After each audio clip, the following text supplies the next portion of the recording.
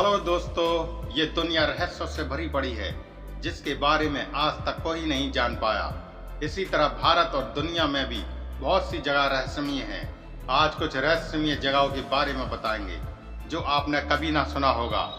इन जगह की आश्चर्यजनक बातें जानकर आपको हैरानी होगी।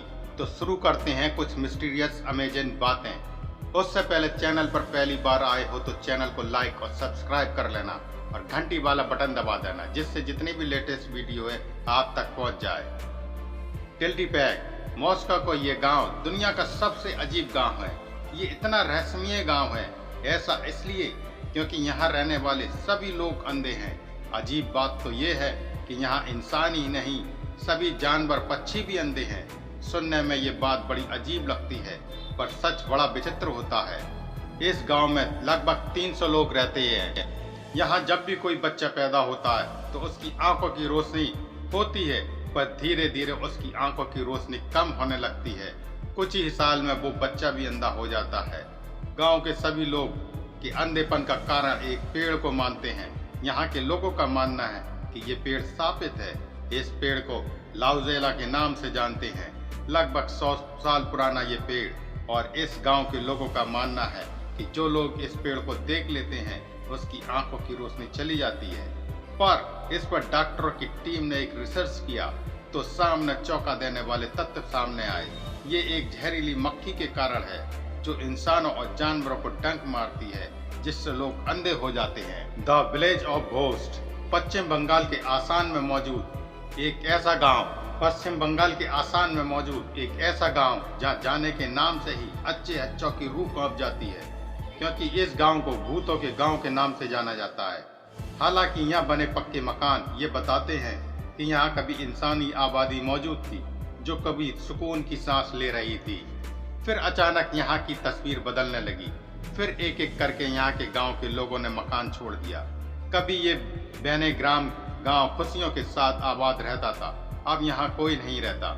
हर तरफ सन्नाटा पसरा हुआ है। एक खौफ के साथ इस गांव को भूतिया माना जाता है। वेस्ट बंगाल के जीटी रोड के पास बसा ये गांव एक वक्त अपराध और अपराधियों के लिए सबसे सेफ गांव माना जाता था। इस गांव की रेलवे लाइन पर हर रोज एक लाश मिलती थी।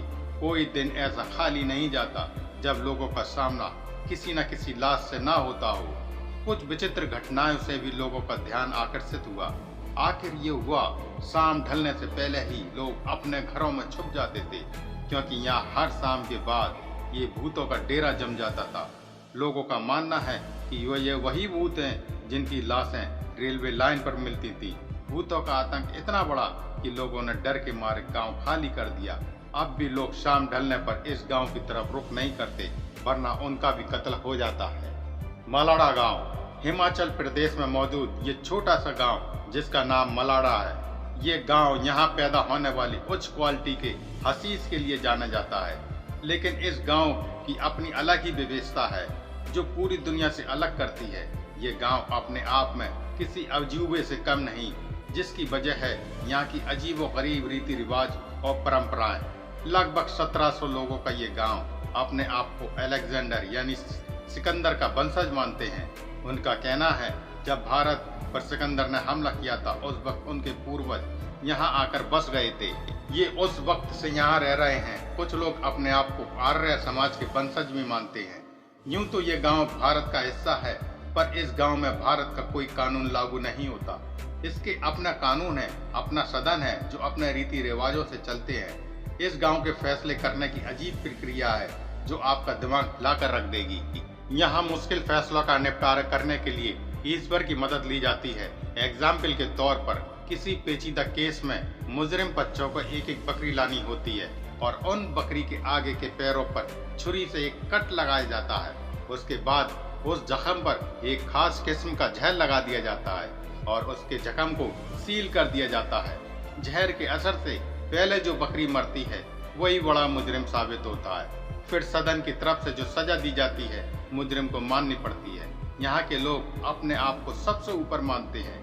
ऐसे में किसी बाहरी इंसान ने इनका घर या दुकान या मंदिर भी छू लिया तो ये लोग उस इंसान से अच्छा खासा नाराज हो जाते हैं।